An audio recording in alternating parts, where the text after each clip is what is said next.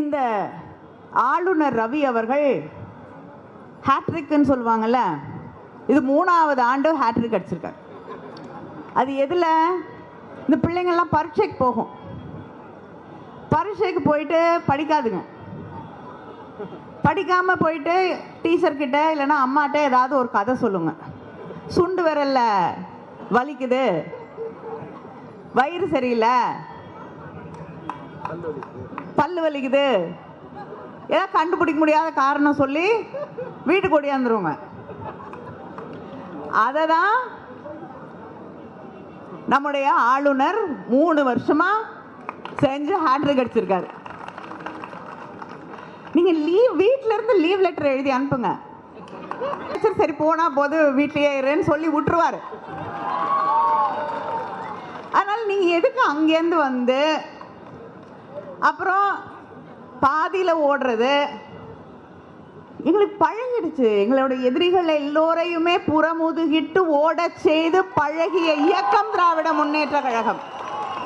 அதனால தலைவர் கலைஞர் அவர்களின் வழியிலே வந்திருக்கக்கூடிய முத்துவேல் கருணாநிதி ஸ்டாலின் உன்னை ஒவ்வொரு முறை நீயா ஏன்பா வந்து நீங்களா வந்து அசிங்கப்பட்டு அவமானப்பட்டு புறமுதுகிட்டு அவர் எழுந்து நின்னாலே பயந்து ஓடுறீங்கல்ல, எதுக்கு உங்களுக்கு இந்த கஷ்டம்?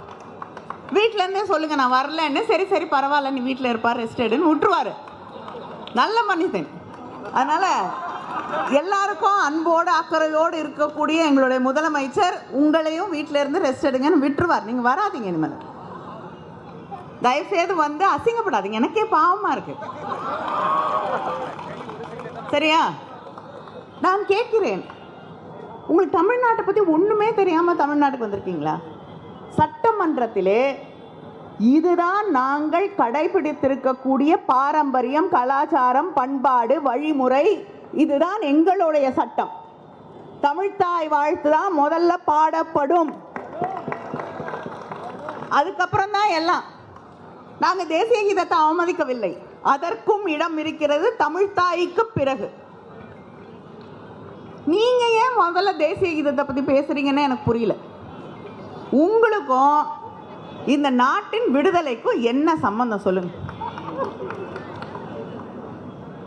தமிழ்நாட்டிலிருந்து எத்தனையோ பேர் இந்த நாட்டின் விடுதலைக்காக போராடி, எங்கள் தந்தை பெரியார் உள்பட போராடி இந்த நாட்டிற்காக சுதந்திரத்தை பெற்று தந்திருக்கிறார்கள். ஆனா நீங்க மன்னிப்பு கடிதம் எழுதி கொடுத்துட்டு வெளில ஓடி வந்தவங்க.